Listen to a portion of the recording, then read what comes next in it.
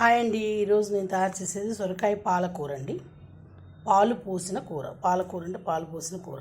ఇదిగోండి సొరకాయ, హాఫ్ సొరకాయని ఆ మధ్యలో గింజ ఉన్న తీసేసేసి ఇలా సన్నగా తురుక్కోవాలి. బాగా సన్నగా తురుక్కోవాలి. పీల్ చేసి తురుక్కోవాలి. 3 పచ్చిమిరకాయలండి. ఇదే కారం. చప్పటి కూర. ఇది తీయగా ఉంటుంది, కమ్మగా ఉంటుంది. కొత్తిమీర పైన వేసుకోవడానికి. దీంట్లోకి జీలకర్ర, ఆవాలు, మిరపకాయ, కరివేపాకేనండి. 2 స్పూన్ల నూనె, చిన్న స్పూన్, ఒక గరిటెలాగా చిన్న గరిటె. రుచికి సరిపడా ఉప్పు వేసుకోవాలి. పసుపు కొంచెం వేసుకోవాలి, ఎక్కువ కల.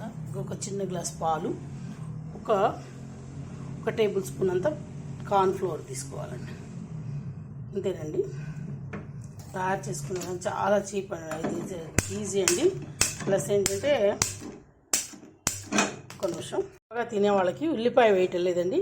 ఉల్లిపాయ లేకుండా చపాతీల్లోకి, పూరీల్లోకి వాటికి బాగుంటుంది. పుల్కాల్లోకి. దీంట్లోకి స్టవ్ వెలిగించుకున్నాం.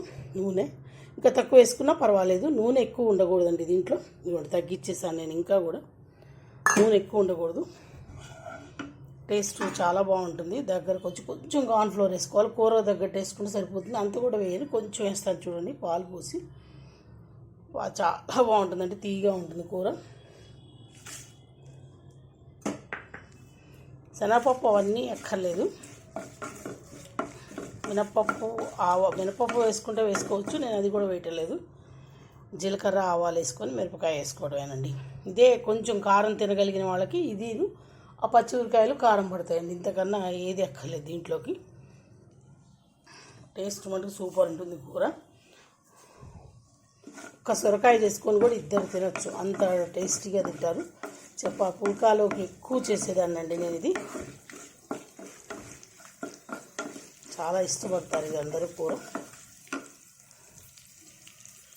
ఉల్లిపాయ వేసుకుంటే పాలు పోస్తాం కదండి, అంత పెద్ద టేస్ట్ ఉండదని నాకు అనుకున్నాను నేను.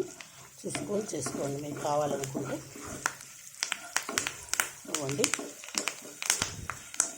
చిట్లా ఆడుతున్నాయి.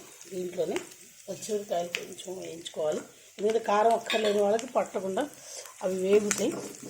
ఇదే కారం అండి. మిరపకాయ ఇది, పచ్చిమిరకాయ కారం ఇదేను. చాలా ఈజీ.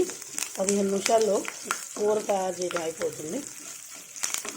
లేతగా వచ్చే టైంలో అయితే అసలు భలే, ఎంత కూర అయినా తినచ్చు. మనం అన్నంలోకి కూడా తింటాం కదండి. అన్నంలోకి అయితే ఉత్తి పాలు పోసుకోవాలి, కార్న్ఫ్లోర్ వేయకూడదు.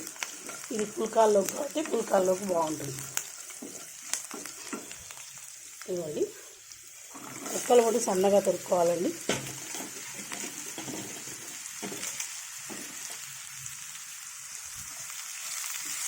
కలుపుకొని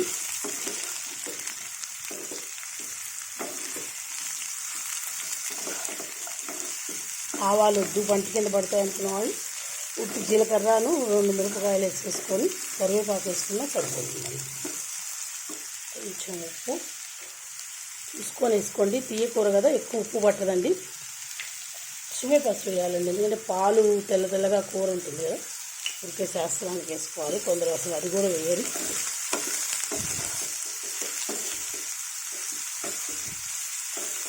దీంట్లో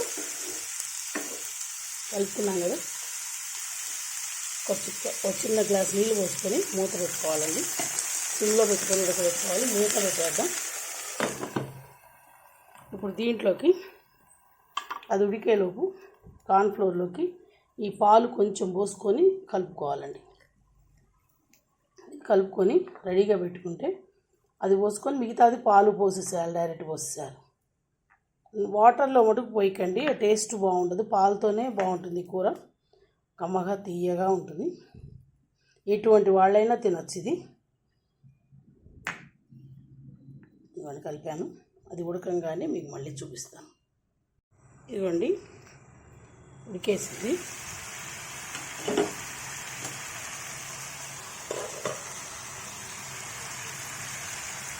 చాలు, నక్కర్లేదు. సరే మెత్తపడిపోయింది. వేటగా ఉంటే ఇంకా బాగా, వర్షాకాలం అయితే వస్తుంది కదా, ఇప్పుడే వస్తుంది కదా.